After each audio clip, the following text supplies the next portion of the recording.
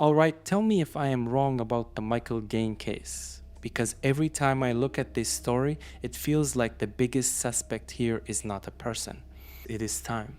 Plain old Irish time slipping through the cracks like it has better things to do. We have a man named Michael Gaine, a man in his 30s from the Dublin region who vanished more than 2 decades ago. No confirmed final sighting, no locked timeline. Just a messy blur of late that night, early that morning, and someone might have seen him, as if the entire investigation started with a missing piece of the puzzle. And here is the thing people never talk about. The case might not be confusing because of mystery. It might be confusing because the timeline was allowed to stretch, bend, and twist until no one could pin anything down. Tell me if I am wrong, but once the timeline goes elastic, everything else follows. So let us break down the people at the center of this story in the simplest way possible. We have Michael Gaine, an adult man in his 30s living in the Dublin area. He was known in his community, connected to family, and familiar with the neighborhood around him. Then we have the circle of people who interacted with him in the days before he disappeared. Friends, relatives, neighbors, people who tried to piece together where he was last seen. And here is the first twist that sets the tone for the entire case. Their memories do not line up perfectly. Not because anyone is hiding anything, but because human memory drifts. Early details stay sharp, later recollections blur, and in a disappearance, that drift can change everything. Tell me if I am wrong, but when everyone remembers a slightly different time, the whole story starts wobbling. Here is where the whole case starts acting strange. There is no single confirmed time for when Michael Gaine actually disappeared. None. Every version of the timeline points in a different direction. Some accounts say he was last seen late that night. Others suggest it was early the next morning. Some reports say he was at home. Others say he was not at home. It is like trying to follow a map that keeps redrawing itself. And this is not speculation. This is the one thing everyone agrees on. The timeline never settled. Not in the first day. Not in the first week. Not even years later. And tell me if I am wrong.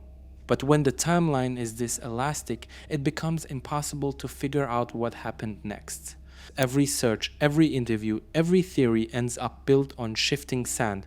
The mystery might not be the lack of answers. The mystery might be how the questions were shaped in the first place.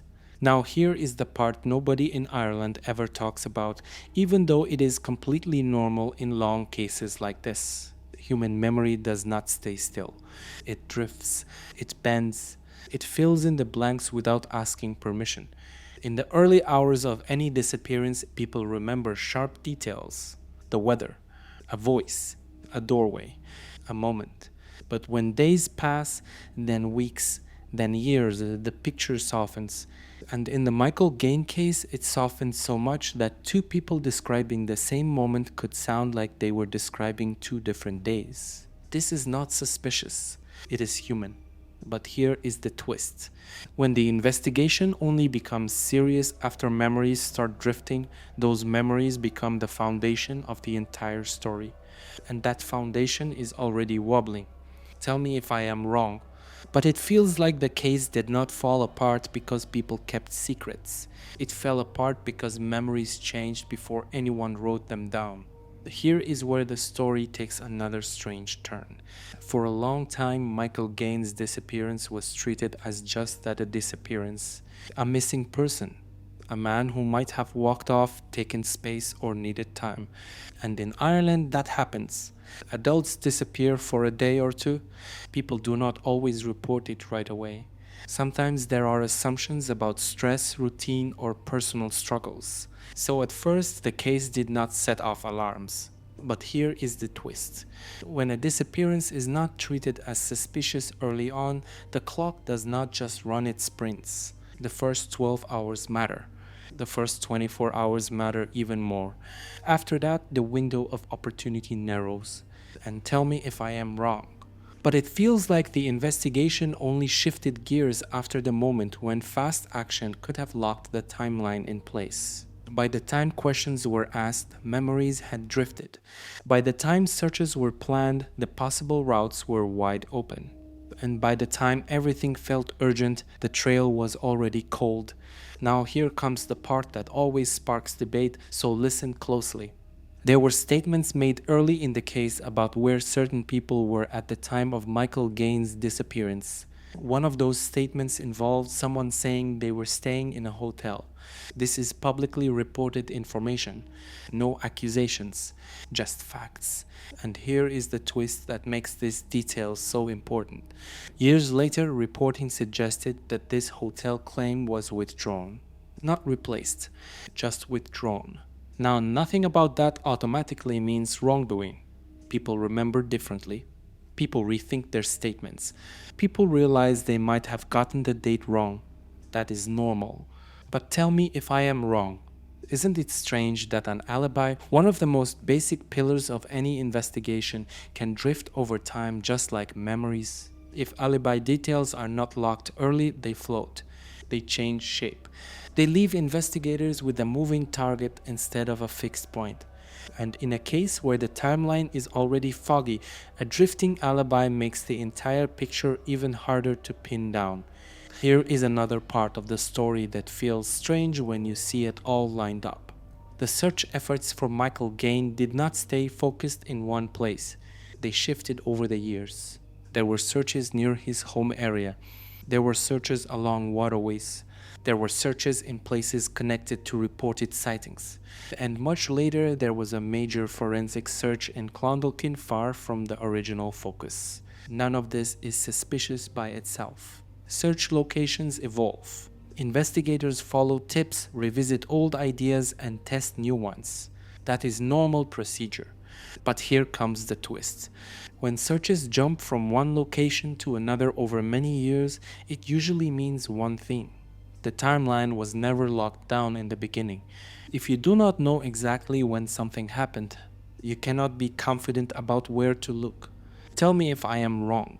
But this shifting search pattern feels less like a chase for new clues and more like a chase for the timeline that slipped away at the very start.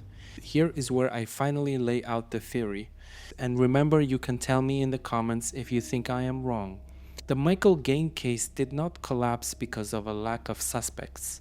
It did not collapse because of secret evidence, shadowy figures, or anything dramatic like that. It collapsed because the timeline stretched too far before anyone tried to fix it in place. The times did not match. The memories drifted. The early statements shifted. The searches moved across years. And the first phase of the case was treated as a missing person situation instead of a suspicious disappearance. Tell me if I am wrong. But when you add all of that together, you get a case that becomes harder to solve every single day it sits unanswered. This theory does not point fingers. It does not accuse anyone. It just asks a simple question. What if the timeline itself is the biggest clue we lost? So here is where I hand it over to you. Because maybe I am looking at this case sideways.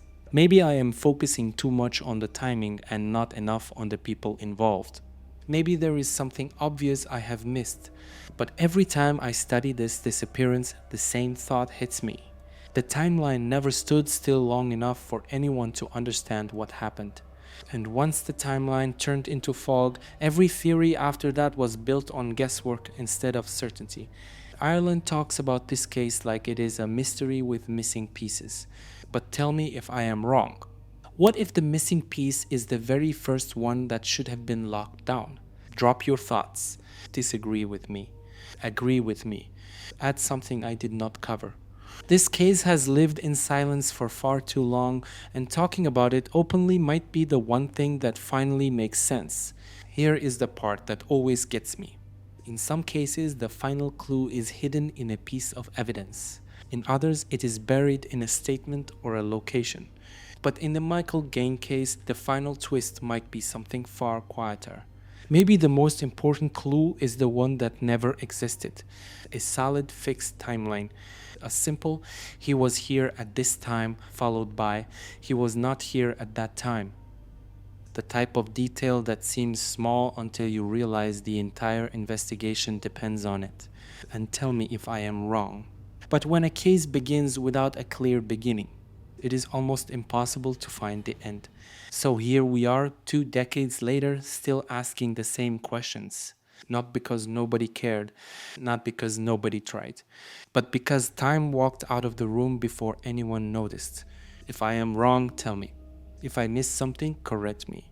Maybe that conversation, your conversation, is the one thing this case has been waiting for.